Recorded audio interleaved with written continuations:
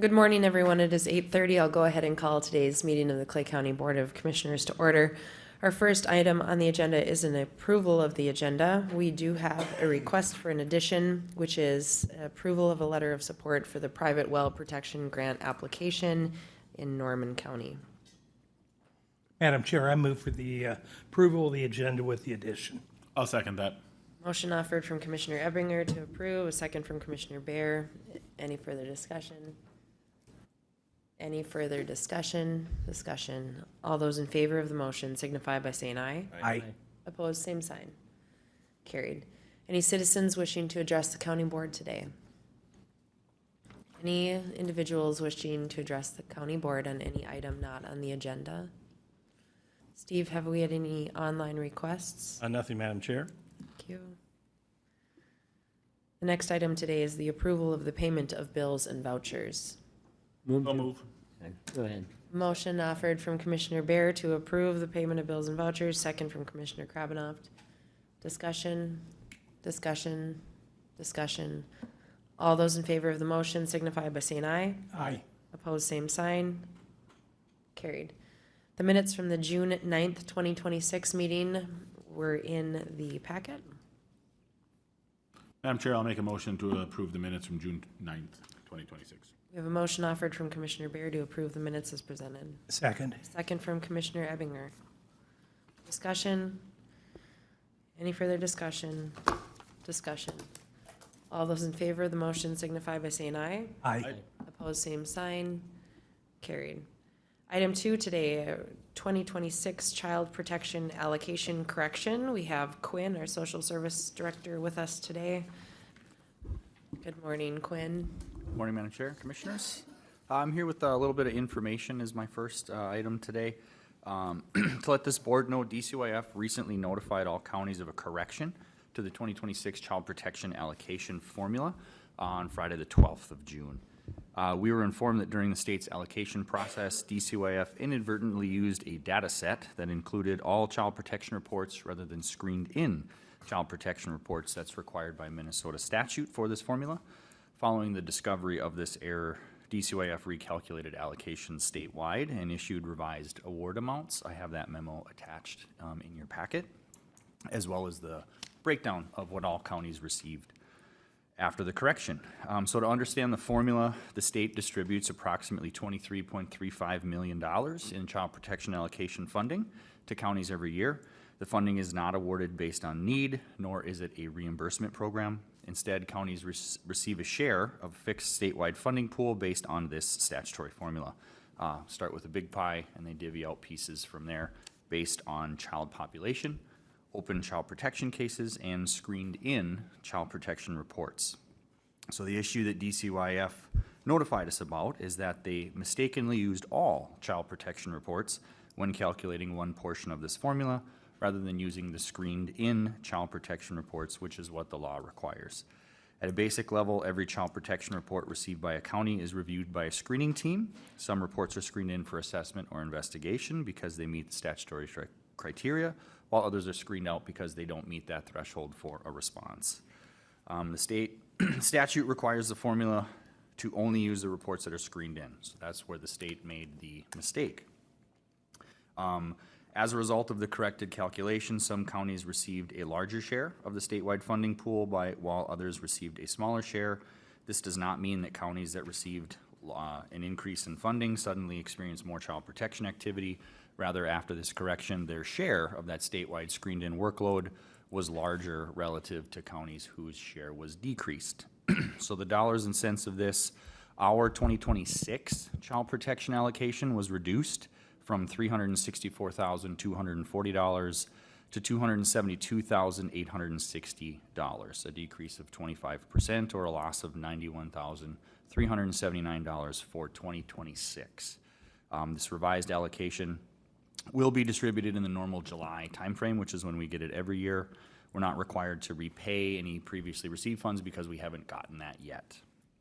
Among all counties, Clay County experienced the third largest reduction resulting from the correction. You can see the other two counties listed in your packets.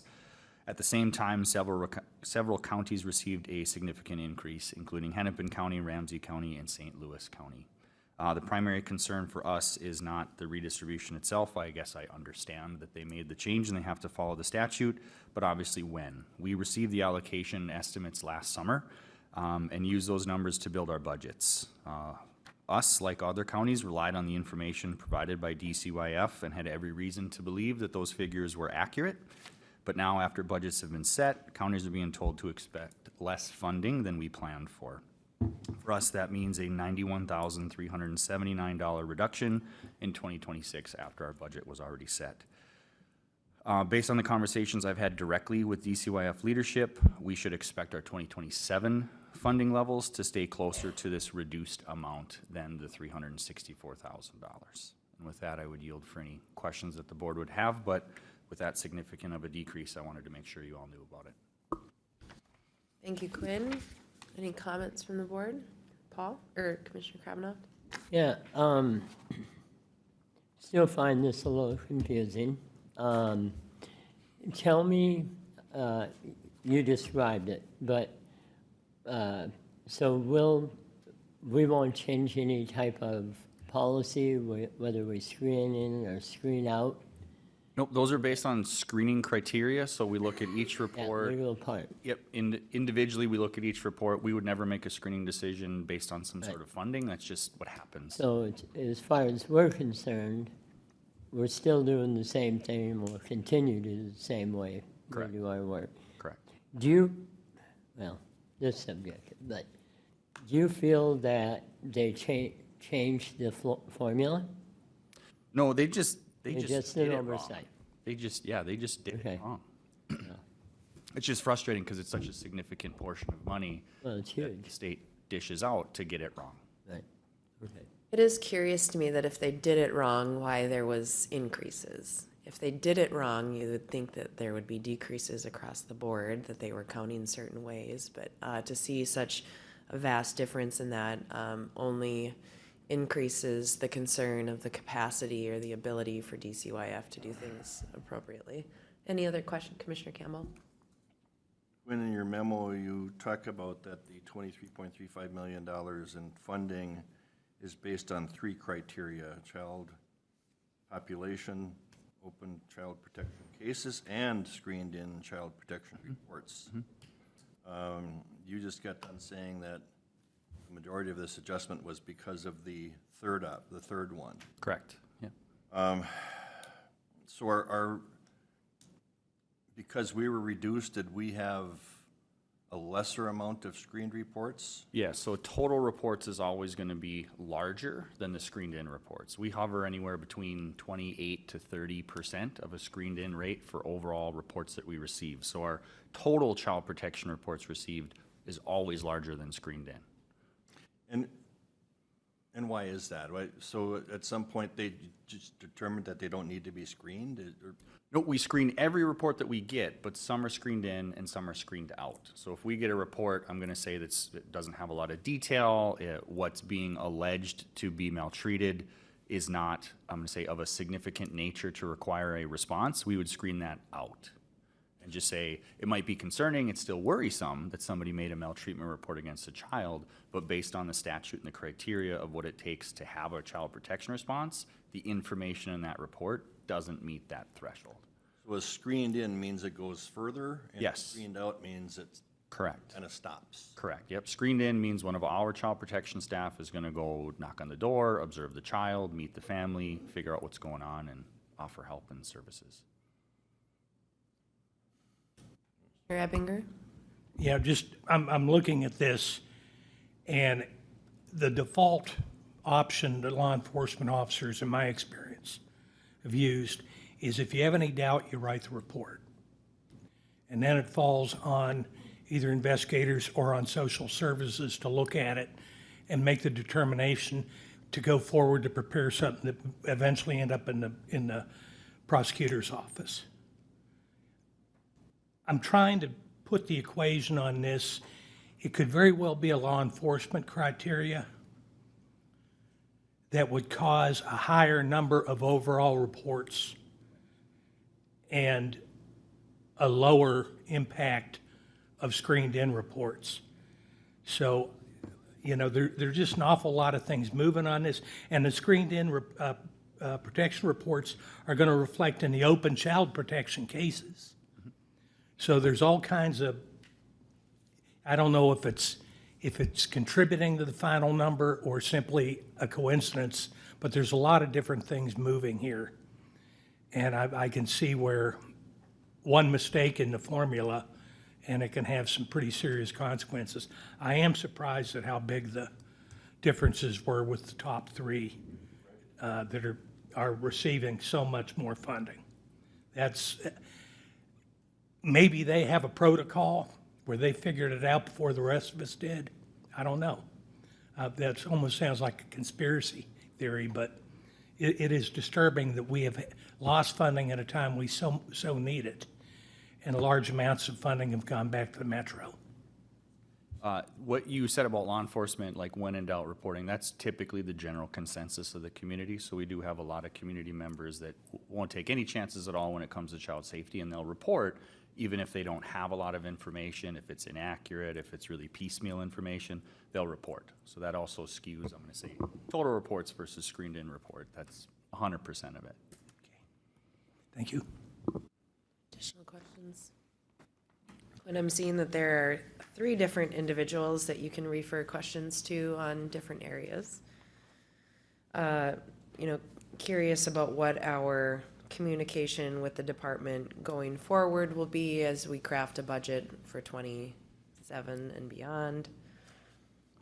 I have not received this allocation yet for what it will be for 2027, only told by Rebecca St. George directly to anticipate this lower amount. This is something that I will absolutely confirm in writing with DCYF this year once it's received. Yes, Commissioner Campbell. One more question. So on a screened-in report, so in other words, there's, you guys, Clay County, you guys have criteria that establishes what needs to be screened in versus what is screened out. Correct.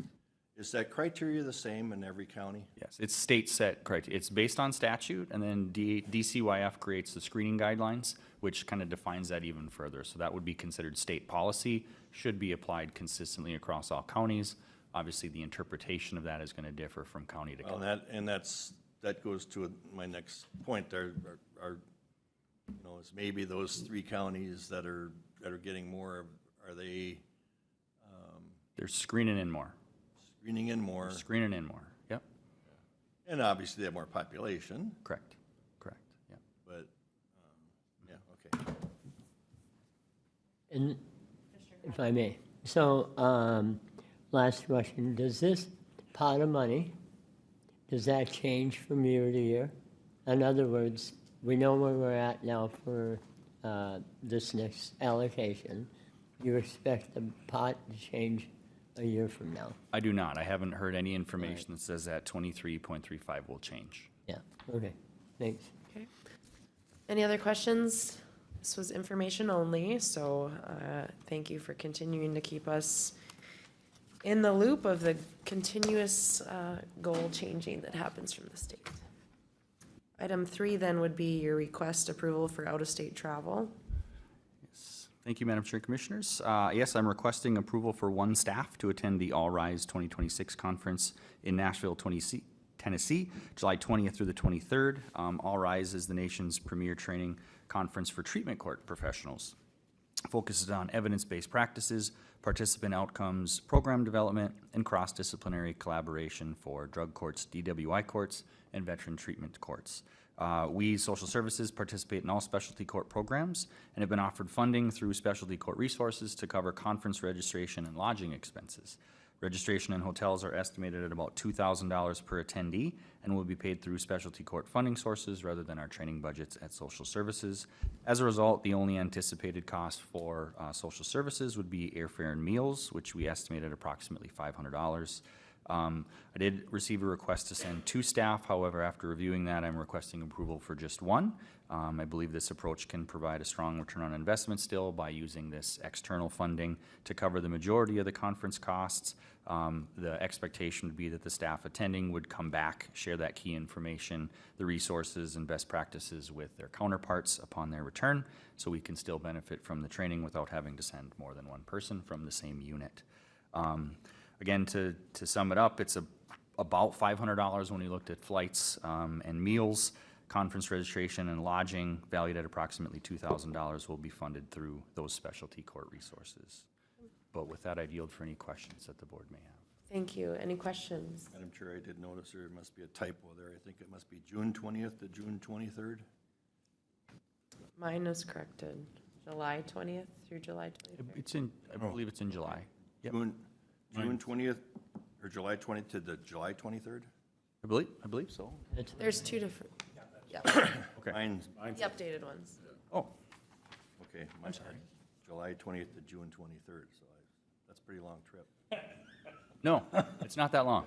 But if you can travel that long for that cheap, No, not that long at all. As long as the meal and the flight is always paid for. Yeah.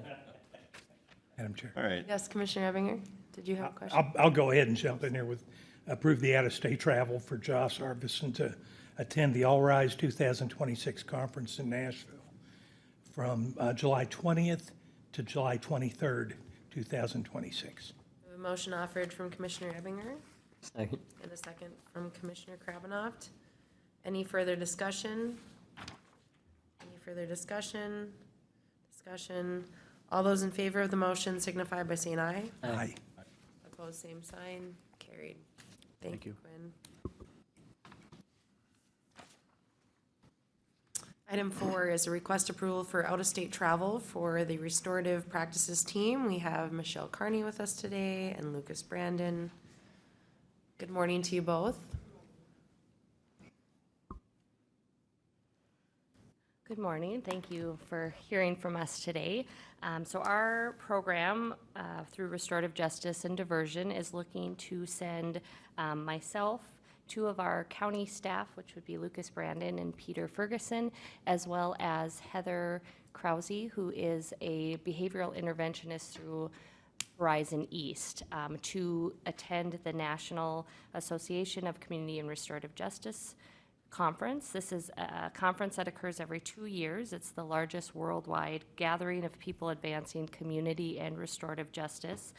So not just national, but I think we have quite a few that come from other countries as well. So the travel and the costs would include the flight, hotel, registration, as well as the per diem. All funding would be covered through the funding that we have already available through our state grant as well as the Clay County Collaborative. There are over 100 breakout sessions in addition to keynote speakers and workshops. So this would really allow us as a team to go spread out and attend valuable sessions and bring that information directly back to our program and our community.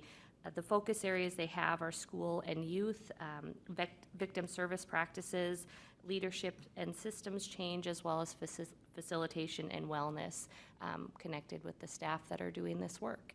I know Lucas did attend similar, our NACRJ conference back in Washington, D.C. 2 years ago. I'll maybe let him talk a little bit about that, and then we're happy to answer any questions as well. Any questions? Lucas? Thank you, Commissioner. Yeah, just to say that I did attend in DC 2 years ago and found it to be a very valuable, broadening experience. At that time, I was largely, with Michelle's leadership, of course, but largely functioning in the schools as a team of 1. Since that time, we did obtain that Restorative Practices grant and have been able to add a part-time worker in Peter Ferguson. And a lot of our work on the preventive level happens here in Moorhead at the middle school level. And so that's why we've recruited Heather to join us. She's a behavior interventionist at Horizon East. And part of our goal as our Restorative Practices team is to expand and invite the schools to take over some of that work. And that, then lessens the load on the county level. So we see this as bringing a more team-based approach and a good use of that grant funding to accomplish our goals of integrating into the schools. Thank you. Commissioner Kravinoff? Yeah, maybe I just want to pay a compliment first. Through several of the committees I'm on, obviously I've gotten to know you two much better, and hear through others the team and the work that you do and the success of it, and how you've made it so much better for it within the school district and districts. And just want to thank you for that.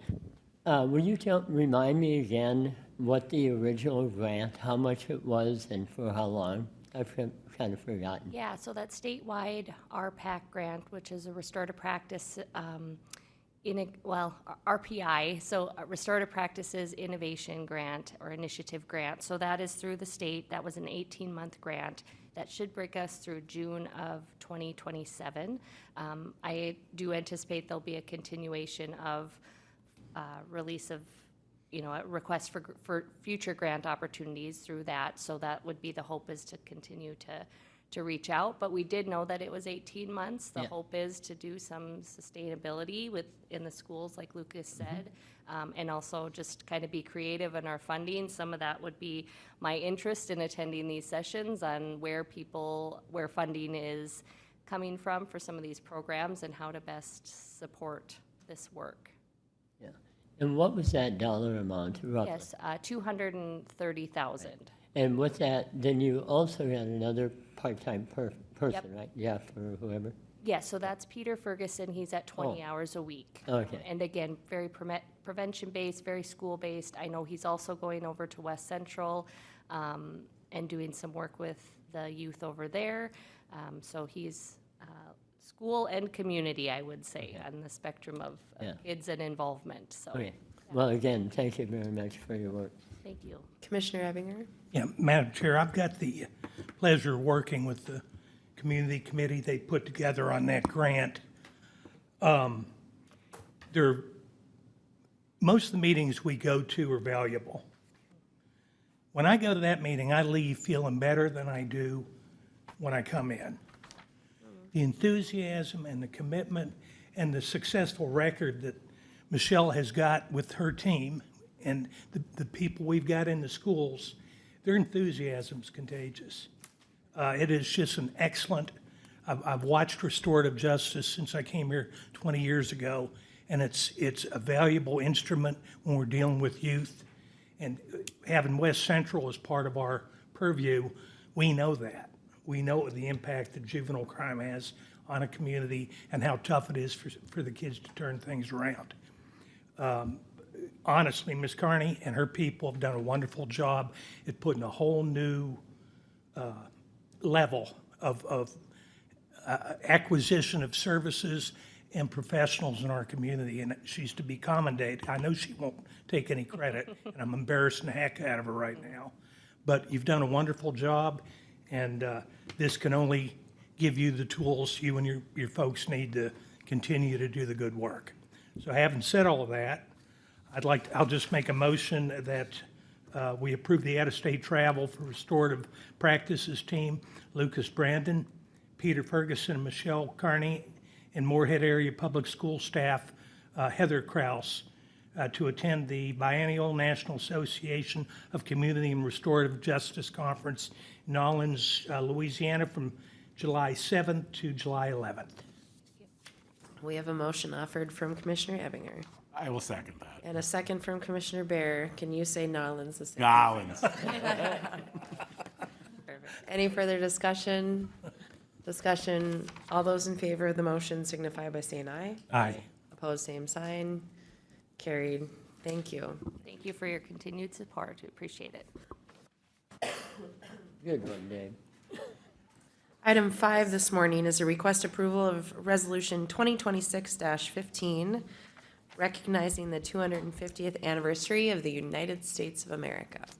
Thank you, Madam Chair. Commissioners, as you mentioned before you today is Resolution 2026-15, recognizing the 215th anniversary of America, also known as the semi-quintennial.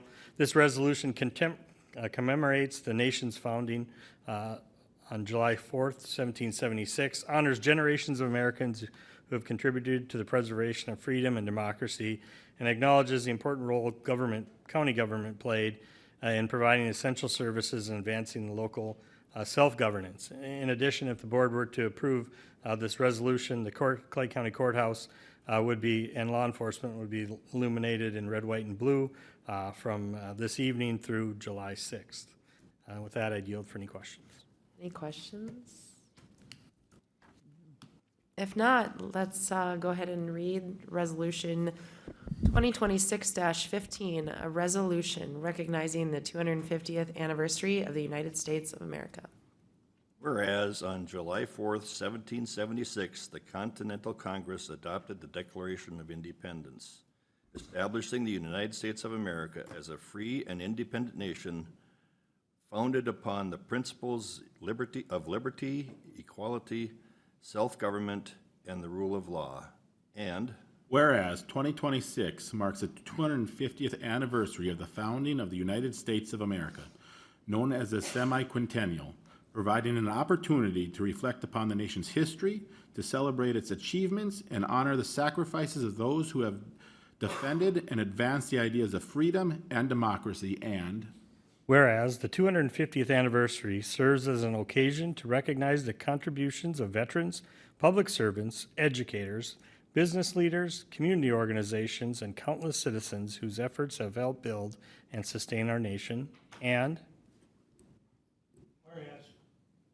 Whereas county governments have played a vital role throughout the history of the United States by providing essential public services, maintaining local infrastructure, safeguarding public health and safety, administering elections, preserving public records, supporting economic development, and embodying the principles of local self-government that keep governments responsive, accessible, and accountable in all to the people it serves. And Whereas since its organization on February 27, 1872, Clay County has contributed to the strength, prosperity, and democratic traditions of both the state of Minnesota and the United States through responsive local government, stewardship of public resources, and the dedicated service of elected officials and county employees. And Whereas the celebration of the United States semi-quincentennial provides an opportunity to recognize the generations of Clay County residents,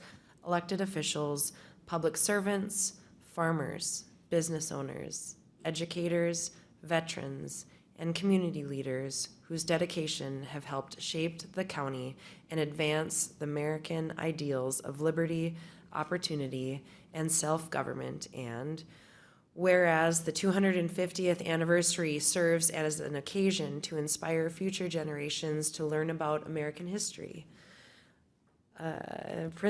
participate in civic life, and uphold the principles and responsibilities of citizenship. Now therefore, be it resolved that the Clay County Board of Commissioners hereby recognize and celebrate the 250th anniversary of the United States of America and encourages all residents to commemorate this historic occasion through educational, civic, cultural, and community activities throughout 2026. Be it further resolved that the Clay County Board of Commissioners express gratitude for the freedoms and opportunities secured through the dedication and sacrifice of generations of Americans and reaffirms its commitment to the principles embodied in the Declaration of Independence and the Constitution of the United States. Madam Chair, I'll make a motion to approve Resolution 2026-15 to recognize the 250th anniversary of the United States of America. second. A motion offered from Commissioner Bear, a second from Commissioner Campbell. Any further discussion? Commissioner Bear wants a close-up of his t-shirt. Yeah, there you go. Any further discussion? All those in favor of the motion signify by saying aye. Aye. Opposed, same sign, carried. Thank you for pulling that together for us. Item 6 today is a request approval to participate in an application process for Minnesota Department of Health Private Well Protection Grant. Thank you, Madam Chair. The Minnesota Department of Health has received funding from the Clean Water Fund to ensure safe drinking water for private well users. A portion of the funding is being offered as a grant to promote private well testing among private well users. Each entity will have the opportunity to apply up to a predetermined amount of funds to promote well testing for households that rely on private well water for drinking water that includes testing of 5 common contaminants: arsenic, chloroform bacteria, lead, manganese, and nitrate. This application would be headed by Norman County, but would be submitted on behalf of Clay, Norman, and Polk. Because of the population that we serve in our counties, the funding mechanism would provide more dollars because there's 3 different counties that are applying for those funds. And that concludes my comments. I'll yield for any questions. Did we ask the other counties to submit a resolution or a letter of support for our application? The counties of Polk and Norman will also be considering that letter of support also. Okay. Commissioner Campbell? Thank you, Madam Chair. Since we've been working on this West Central Regional Water District, there have been a lot of questions by homeowners and rural communities wondering how to go about getting their current wells checked and going through that process. I think this would help in that regard and finding ways to assist them in getting those tests done to determine if they have those issues related to the water quality. So this is a good opportunity. Commissioner Kavanaugh? Yeah, I agree with that. You know, the only, as a realtor, the only time I see a lot of this done is at point of sale. That's where a lot of it is done. So I think opening up that to a, in a way of funding that helps so many others, I think is a very good move, and doesn't mean people have to do anything. It just, it brings an awareness. So. Just going back, and I think what we're going to find is these, as more of these individual tests are done, I think it's just going to only amplify what we're trying to do on this rural water projects throughout the 3 counties. So it's the more wells we see tested, the more problems we see arise. So I think this is just excellent. Any further discussion? Well, I'll make a motion, we approve the participation in the application process for a Minnesota Department of Health private well protection grant with Norman and Polk County. We have a motion offered from Commissioner Krabnoff. Second. A second from Commissioner Campbell. Any further discussion? Any discussion? Discussion? All those in favor of the motion signify by saying aye. Aye. Opposed, same sign. Carried. Can we take the agenda addition? Yes. Thank you, Madam Chair. In addition to, since the board packet came out, there's been a letter of support for the applications that both that AE2S wishes to provide with the application from both Polk, Norman, and Clay County. And so before you have a letter for you to consider for your approval to be included within that packet.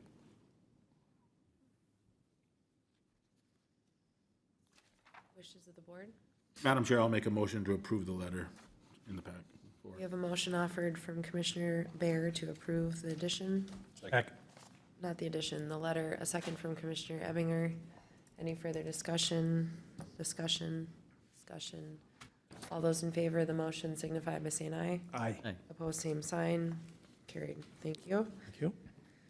7, request approval of the General Construction Fund grant for the Psychiatric Residential Treatment Facility Remodel Project.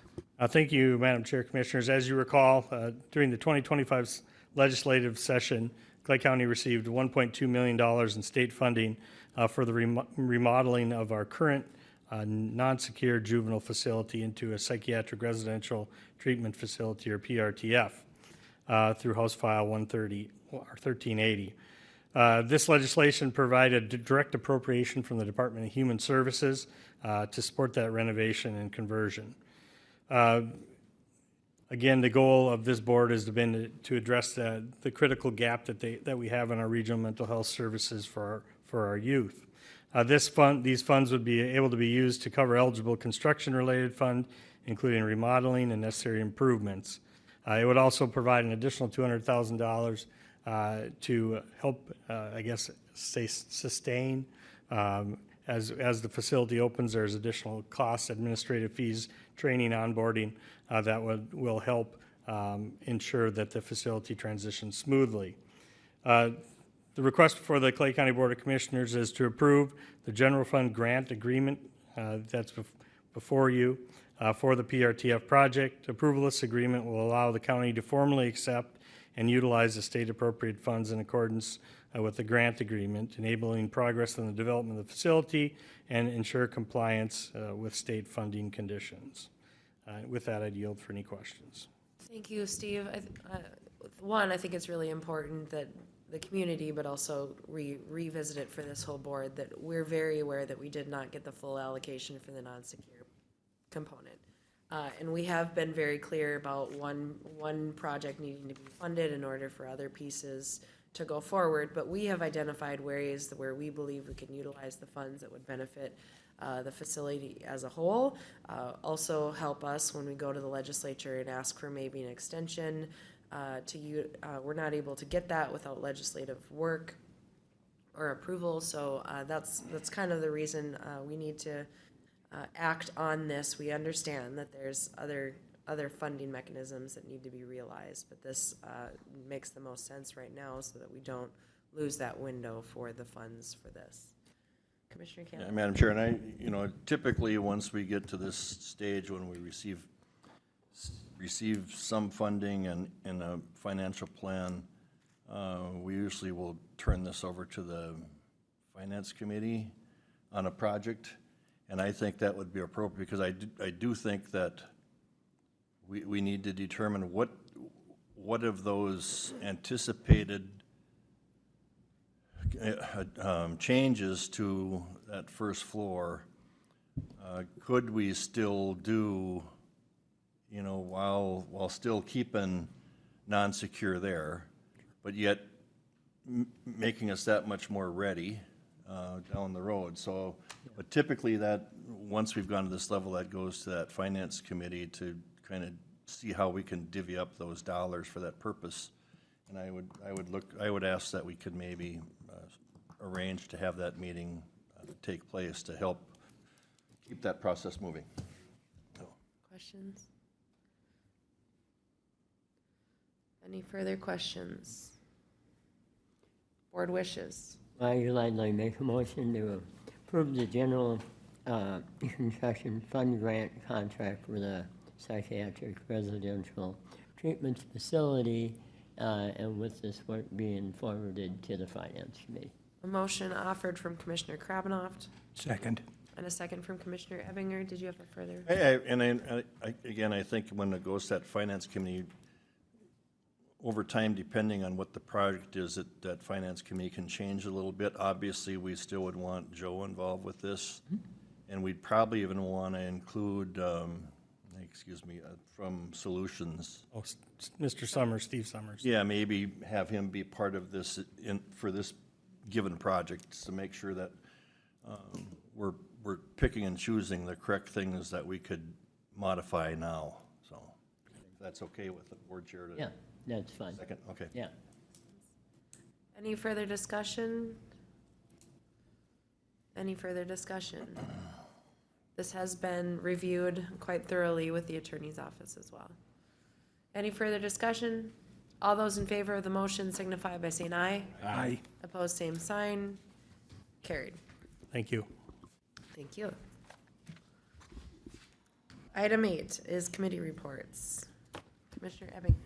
Thank you, Madam Chair. The entire commission was present last Tuesday, June 16th, for the annual Board of Appeals and Equalization meeting with the assessor. let's see, we had 5 items that were scheduled to be reviewed, and they were, and then we had, I believe, 1 or 2 citizens come in and had a review on theirs. Good meeting. It was, I think people came in well prepared, and I think we met our state requirements well. Next day, I had a meeting with the Rethinking Mental Health Committee. We had it in person. It's generally done remotely, but we had a speaker, Dr. John Ulven of Sanford. He's the director of the Psychiatric department there. We talked about suicide prevention and daily work. One of the key takeaways I got out of it was not only are we thin on the number of mental health professionals we need, a lot of them and other healthcare professionals don't have the skills on board to evaluate and respond to persons who have the potential to be suicidal. They need to have specific suicide training. I think Dr. Olvin and certainly our group out of the county are making some serious efforts to get that done. We also had a presentation from Annabelle Default here with the county, year 3 of the opioid funding. Let's see, talked about suicide and substance abuse and the overlap on that. We also had a bylaw change, simply removing committees and turning them to work groups or listening sessions. Later that day, I attended Lake Agassiz Regional Library Finance Committee meeting. We covered some general business and forwarded a...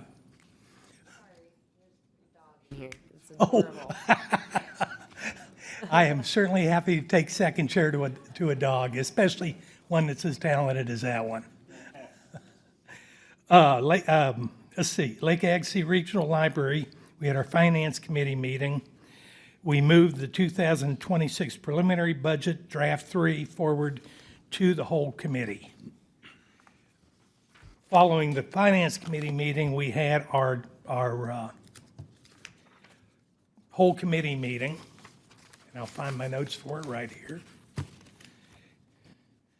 We did review the budget, and it was approved to forward the letters out to our signatories for further discussion. Within that budget,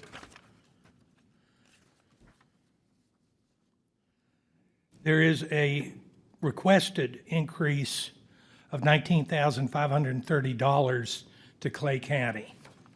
This reflects a lower, and I'm trying to find my numbers here, there was a 7% overall request, but with the adjustments we're making to operating costs only, ours is 5.3, I believe. And will be for the next, we'll show that reduction for the next 3 years until we have all signatories billed at their operational costs. And we will, Liz, the executive of Lake Agassiz, will be responding to Steve and will be here to present on this. We've had a discussion, a couple of us different commissioners, about the constraints that are on county government right now, and that we need to be able to have Plan B if we aren't going to meet their full ask. And I think we'll be made aware of what the options are when she responds here, which I'm assuming Steve's going to get a response from her once she gets a letter. She says she usually waits for that.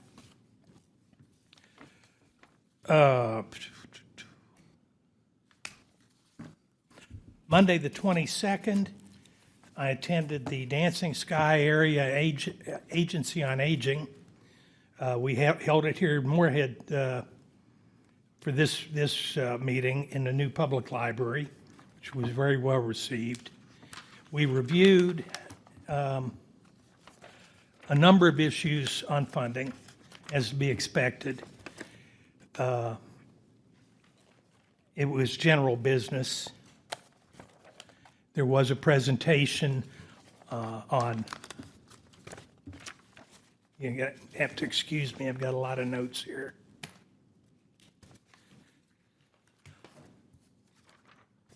On the funding of our Nutrition Services Incorporated. They're doing a very good job with some constraints. The basic summary of the report we got is they're trying to move from food pantries and food shelves in rural areas to where they can have delivery to persons in need of meal support. They may get it once a week and get 5 frozen meals and 2 that are ready to eat. It's just going to be a little more efficient if they start bringing it out in groups as opposed to maintaining food shelf or food pantry. And that is something that the Agency on Aging supports and will have a subject to further review. We also approved a budget action for the 2027. And that completes my report. Thank you, Commissioner Ebinger. Brian, would you like to go? Thank you, Madam Chair. Not to interrupt the committee reports, but I did ask Ms. Foss to come up here with, I know you know Ms. Foss, but you may not have met our newest employee. So this is our facilities dog, Edison. And so we do want to introduce him to the board. We were going to do a press release as well. He's finishing up training or working through training right now, but he's already been integrated into different meetings with some victims and that type of thing. So maybe Pam wants to talk a little bit further. She is our handler, and she can talk a little bit about the work that she's been doing with Edison. And so we just thought we'd introduce him. Yes, thank you. Good morning. Got to press the button. Good morning. Yes, so this Edison, we brought him into the office. I went and trained with him May 13th through the 15th, brought him home the 15th. He started working half days the week of Memorial Day weekend, and then he's been full-time since. He's from Can Do Canines, which is a New Hope. They train assistance dogs for various things. One facility dogs is one of their things, and that's what he is. So we've been working on training. Well, he can't see it now. So now he's visiting. He puts his face on my leg, rest. He can snuggle at your feet. So we're working on those not tricks, but functions that he does. He also knows tricks with little kids, but he has. We had a sentencing with a 10-year-old little girl the other day, and he was wonderful with her. He's gone over to the CAC for some forensic interviews and met with those kids afterwards. I do have stickers that he has for each one of you, so Brian can give you the stickers. Wow. But we we're also working with a local trainer, so we will probably go through the certification in August, just because of my schedule. And then he has his graduation in October in New Hope, so. But in the meantime, he can work with kids, and he's been working with kids. Staff has been wonderful because they help me with the training. They pretend they're kids for him, so. He is doing wonderful, but he is very, come on. And how old is Edison now? He will be 3 on August 1st. Okay. Like Brian said, we're gonna do a media release. We plan on kind of putting together a social media or Facebook page for him as well. But the organization has been wonderful to work with. A lot of help, a lot of guidance, a lot of support. And I think if you remember, it took us a year to get him. We were on a waiting list for a year. So when we did the presentation, I mean, we got him for free. He's valued probably at about $46,000, and they donate him, so. Yeah, and I think, primarily it's for children, victims of trauma, but really it can be for anybody. And I think over time, we would hope to and expect to work toward maybe having him work with with juveniles that are over in the juvenile center, that have maybe, worked or have committed crimes, but are victims of trauma themselves. So we'd like to get some work at some point where appropriate, start over there. But yeah, he's definitely a good dog. He's very well behaved. Yeah, super photogenic too, so. I like the bow tie. Any questions from anyone? Yeah, he's adorable. Oh, my goodness.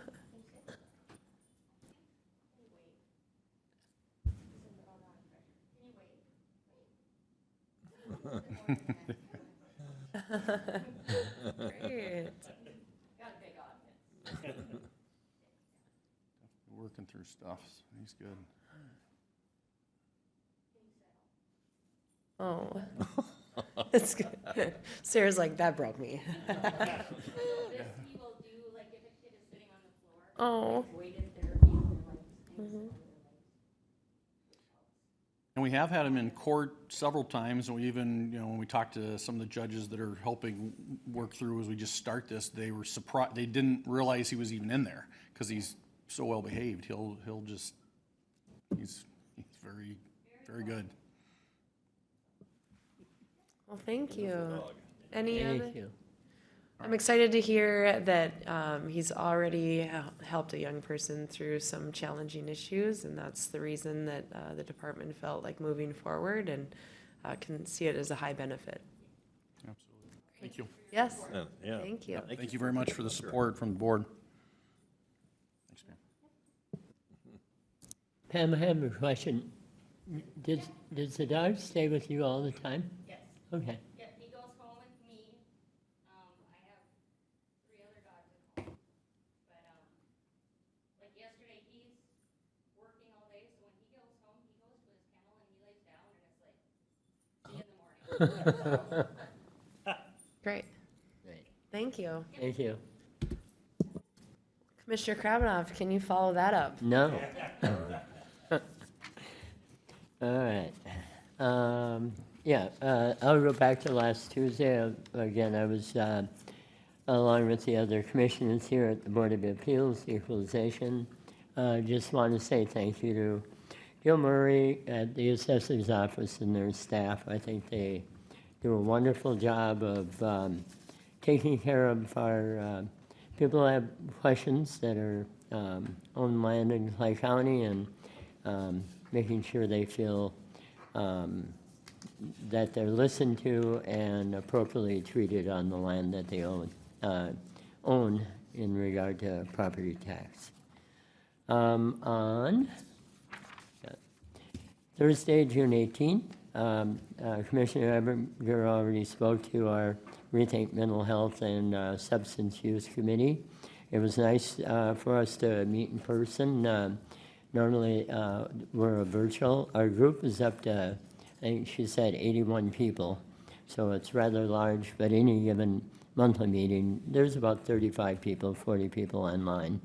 But it was nice here to be in the family service building and all be together. There was about 35 there in that presentation. And again, Commissioner Eberger spoke to the main topics, so that was good. And then on Friday, I had my monthly meeting for the Historical and Cultural Society of Clay County, and just a couple items to mention there. New exhibits are starting to go up. For the summer months, we have the Knutson Photography Project. That's one, and then the second one that we're pulling together is the America 250 project. And I believe those will be up and running within the month. Next, I want to mention throughout the meeting, we finish updates to our current bylaws, or to make our bylaws current, I should say. And we worked on committee assignments, being we have two new members on the board, and we made Dan Gunderson a newly elected person on our board to be our secretary. So that's my report. Thank you, Commissioner Krabanoff. Commissioner Campbell. Thank you. I only had one committee report last week, and that was a Prairie Lakes Solid Waste Budget Committee that we held prior to this week's meeting to recommend a budget for 2027. The items to note on there,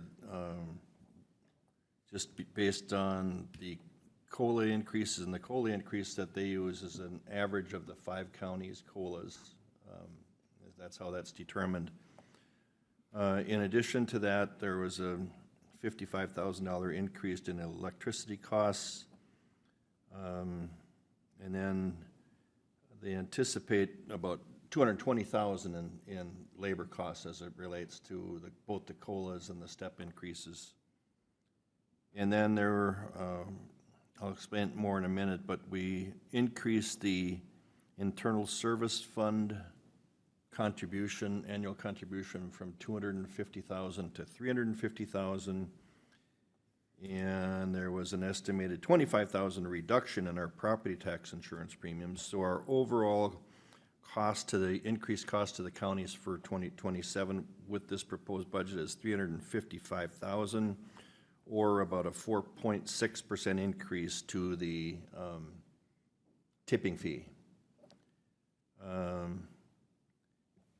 Going back to that increase on the internal service fund, on the 5-year plan, it's showing that we would need to have $632,000 a year to cover the capital costs that are coming up through 2031. 2031 is the biggest year of that. There's a $1 million deal there that deals with a crane replacement. So going from 250 to 350 still doesn't even get us to the level that we would really need to be at. Keep in mind, it wasn't too many years ago when we had no internal service fund, so this is really trying to catch up. It's my opinion. So about 3 years ago, we did a $2 million bond to get some of that previous 5-year capital plan done. And so by 2031, that bond will be paid for, and they could redo another bond for about that same amount. Then that would probably make up that difference from where we're at now in internal service fund and what we would need. So it's, but overall, I think compared to what we've seen in the past with that facility, a 4.6% tipping fee increase is fairly reasonable. Just to give you an idea, for Clay County, the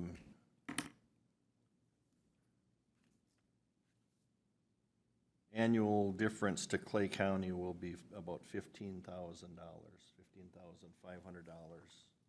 to Clay County. And so that's, I don't think I have anything else to report on that. Of course, that recommendation now will go before the board this Wednesday, and hopeful that they'll accept that moving forward. That concludes my report. Thank you, Commissioner Campbell. Commissioner Bear. Madam Chair, I only had one meeting this last week, was Wednesday the 17th, where we had a meeting with Representative Joy, myself, Quinn Jaeger, Steve Larson, and Commissioner Mojo was there, and we discussed the SNAP error rate and got him up to date on that and figuring out a plan for the next year's legislature session on how we can fix that. So that is all I have to report, Madam Chair. Thank you, Commissioner Bear. I also attended that meeting with you, was really appreciative of him meeting with us. We also talked about that DCYF change in allocation. I do really appreciate that he's understanding that these are these unfunded mandates that we are under, and what can we legislatively do, nationally, but statewide to fix that. I attended the NACO Rural Action Caucus meeting last week. Good updates on a lot of really important issues that counties of our size nationwide are dealing with. I have asked for additional information to provide to our planning director. I think that would be really helpful as we're dealing with some of the same issues. We had an AMC Executive Committee meeting last week as well. We made a motion to reappoint Commissioner Ebinger to the committee in which he's serving on statewide. Thank you for your work on that. We had a MetroCog board meeting. Also, a lot of just changes to the work plan, so that's kind of what we're working through. And we, because of the elections on the North Dakota side, won't have an executive committee meeting in July just because of new people taking office, not having opportunities for folks to be assigned to that. And then yesterday attended the Lakeland Mental Health Center board meeting. We did have a good report from the audit and also talked about budgets. The margins at Moorhead are continuing to look really good. Unfortunately, lost a couple really great providers. Jeremy Prackner has left Lakeland, and I just want to say, in the time in which I've worked with him at Lakeland, but the work he does with our social services and juvenile kiddos, his work was amazing, and he will be really, really missed. We did talk about budget requests.